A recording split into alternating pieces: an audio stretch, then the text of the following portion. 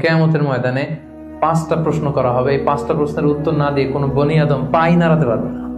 এর মধ্যে প্রথম প্রশ্ন, তার জীবনটা সে কোন কাজে লাগিয়েছে। জীবনের মধ্যে যে যৌবন ছিল ওই সময় কি করছে। এবং যৌবনের ইবাদতকে আল্লাহ তাআলা খুব বেশি পছন্দ করে। আপনাদের এই বয়সের অফিসে খুব ব্যস্ততা, এরপরেও যে একটু কষ্ট করে নামাজটা পড়েন, হ্যাঁ, এরপরেও যে জামাতে আসেন, এরপরেও আপনি সুন্নাহ মোতাবেক চলতে যাচ্ছেন, দাঁড়িয়ে রাখছেন, এটা অনেক বড় ইবাদত। এটা আল্লাহ তাআলার কাছে অনেক বেশি প্রিয়।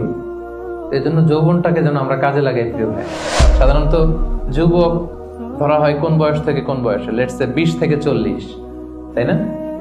20 থেকে 40, এই 20 বছরের সময়টা হচ্ছে একেবারে জীবনের সবচাইতে মাহেন্দ্র ক্ষণ। এত শক্তি, সম্ভাবনা, টকবগে যুবকদের মধ্যে আল্লাহ অনেক প্রাণ শক্তি দিয়েছে। এরা বিপ্লব ঘটায় ফেলতে পারে, এরা সময়ের গতি স্রোতকে পাল্টে দেয়, সাগরের স্রোতকে উল্টে দেয়, এরা বিপ্লব করে ফেলে, ইতিহাস রচনা করে, ঠিক কিনা? এই জন্য যৌবনের এই সময়টা প্রিয় ভাইরা অনেক দামি। এটা বেশি দিন থাকবে না। রং ধরা যৌবন জং ধরে নাই, শেষ। এই দেখতে দেখতে ছোট্ট কিশোর হয়ে পৃথিবীতে এসেছিলেন, শিশু ছিলেন, কিশোর, তারপর এখন যুবক। কিছুদিন পরে বিয়ে করে থাকলে দেখবেন যে আল্লাহ ঘরে মেহমান পাঠিয়ে দিলে বাবা হয়ে গেছেন। কিছুদিন পরে মেয়েটারে বিয়ে দিলে এরপর কি হয়ে যাবেন?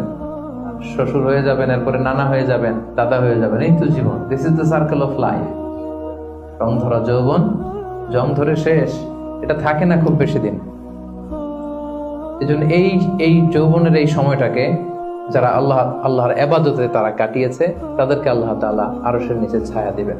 নাশা ফি ইবাদাতিল্লাহ। এবং যৌবনের ইবাদতকে আল্লাহ তাআলা খুব বেশি পছন্দ করে। ইবাদতটা অনেক ব্রড সেন্সে যদি আপনি চিন্তা করেন, অনেকে মনে করে যে শুধু নামাজ পড়া, শুধু রোজা রাখা, শুধু জিকির করা এটাই ইবাদত। আসলে ব্যাপারটা কিন্তু এমন নয়। মানব কল্যাণে আপনি যাই করেন, আল্লাহ তাআলার আদেশ পালনে আপনি যাই করেন, সবটাই ইবাদত, ঠিক কিনা? আপনি যদি রক্ত দেন, মুমূর্ষ রোগীকে বাঁচাতে রক্তের প্রয়োজন হয় না? আপনি যদি তাকে বাঁচাতে রক্ত দেন, এটাও ইবাদত। আপনি পরিবেশকে সুন্দর রাখার জন্য গাছ লাগালেন, এটাও ইবাদত। আপনি একজন মানুষ বিপদে পড়েছে, he doesn't know what to do, আপনি তাকে কনসালটেশন করলেন, কিছু সুন্দর পরামর্শ দিলেন, গাইড করলেন যে এইটা ভুল, এইভাবে করো। এই যে আপনি টাইম ব্যয় করলেন, কনসালটেশন দিলেন, এটা ইবাদত। অনেকে মনে করে যে শুধু তাসবিহ, জিকির, কোরআন তেলাওয়াত এগুলাই মনে হয় ইবাদত। না, যে পথেই আল্লাহর সন্তুষ্টি, যে কাজ করলে আল্লাহ তাআলা সন্তুষ্ট হন, এই সবগুলো কাজই কিন্তু ইবাদত। তাই যৌবনের এই মুখ্যম সময়টাতে আল্লাহ তাআলার ইবাদত করে আমাদেরকে কাটাতে হবে। আমা খালাকতুল জিন্না ওয়াল ইনসা ইল্লা লিয়াবুদুন। আমি মানব জাতির জিন জাতিকে কেবলই সৃষ্টি করেছি আমার ইবাদতের জন্য। এজন্য এই বয়সের, আপনাদের এই বয়সের অফিসে খুব ব্যস্ততা, এখানে খুব ব্যস্ততা, এরপরেও যে একটু কষ্ট করে নামাজটা পড়েন, হ্যাঁ, এরপরেও যে জামাতে আসেন, এরপরেও আপনি সুন্নাহ মোতাবেক চলতে যাচ্ছেন, দাঁড়িয়ে রাখছেন, এটা অনেক বড় ইবাদত। এটা আল্লাহ তাআলার কাছে অনেক বেশি প্রিয়। বৃদ্ধ বয়সের ইবাদতের চেয়ে যৌবনের ইবাদত আল্লাহর কাছে অনেক বেশি প্রিয়। এর কারণ হচ্ছে, বৃদ্ধ বয়সে ইবাদত ছাড়া করবেটা কি? ইবাদত ছাড়া তো সময়ই কাটে না। কারণ ঘরে এর কথা শোনার কেউ নাই, কেউ সময় দেয় না, রাতে ঘুম আসে না, 3টার দিকে ঘুম ভেঙে যায়। বাংলাদেশের কথা যদি বলি, দেখবেন যে মুরব্বীরা 3টা-4টার পরে নাকি ওনাদের ঘুমিয়ে আসে না।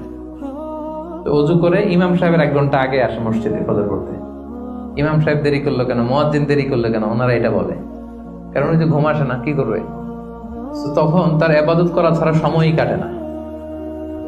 ওই ইবাদত আল্লাহর কাছে ততটা প্রিয় নয় যতটা প্রিয় হচ্ছে একজন যুবকের ইবাদত, ঠিক না? আপনি যৌবন কালে যদি আল্লাহ তাআলা দাসত্ব করতে পারেন, ইবাদত করতে পারেন, আপনার বার্ধক্যে উপনীত হওয়ার পরে ইবাদত করতে না পারলে আল্লাহ তাআলা ইবাদত দিয়ে আপনার আমলনামা পূর্ণ করে দিবে। পূর্ণ করে দেবে। আপনি ফজরের সময় উঠতে পারতেছেন না, কোমরে ব্যথা, ডায়াবেটিস ইত্যাদি ইত্যাদি, আল্লাহ বলবে যুবক অবস্থায় কি করেছিল ওটা দেখো, ওই সময় যা করছে ওটা লিখে দাও। এই জন্য আল্লাহ রাসূল সাল্লাল্লাহু আলাইহি ওয়াসাল্লাম বলেছেন যে এই যৌবনটারে কাজে লাগাও। আল্লাহ রাসূল সাল্লাল্লাহু আলাইহি ওয়াসাল্লাম বলেছেন 5টা বিষয় আসার আগে 5টা জিনিসকে কাজে লাগাও। এর মধ্যে একটা হচ্ছে শাবাবাকা ক্বাবলা হারামিক, বার্ধক্য আসার আগে যৌবনকে কাজে লাগাও। সিহহাতাকা ক্বাবলা মারাদিক, অসুস্থতা আসার আগে সুস্থতাকে কাজে লাগাও। গিনাকা ক্বাবলা ফাকরি, গরীব হয়ে যাওয়ার আগে তোমার ধনাঢ্যতাকে কাজে লাগাও।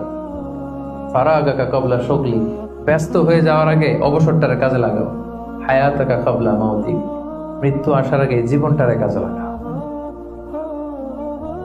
এই জন্য যৌবনটাকে যেন আমরা কাজে লাগাই প্রিয় ভাইরা। এবং কিয়ামতের ময়দানে 5টা প্রশ্ন করা হবে। এই 5টা প্রশ্নের উত্তর না দিয়ে কোনো বনি আদম পাই নাড়াতে পারবে না, পা নাড়াতে পারবে না।